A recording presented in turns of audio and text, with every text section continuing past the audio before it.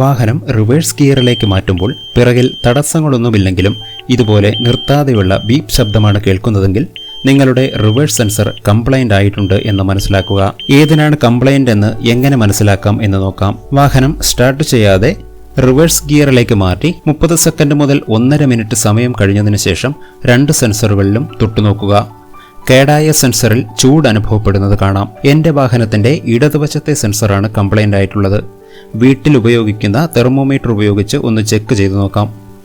ഇടതുവശത്തുള്ള സെൻസറിൽ 101.8 ഫാരൻഹീറ്റാണ് കാണിക്കുന്നത്.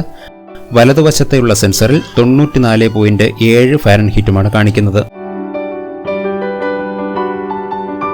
എക്സ്റ്റൻഡഡ് വാറണ്ടി ഇല്ലാത്ത വാഹനങ്ങളിൽ 2 വർഷം വരെയും എക്സ്റ്റൻഡഡ് വാറണ്ടി ഉള്ള വാഹനങ്ങളിൽ 5 വർഷം വരെയും സെൻസറുകൾ ഫ്രീ ആയി സർവീസ് സെന്ററിൽ മാറിത്തരുന്നുണ്ട്.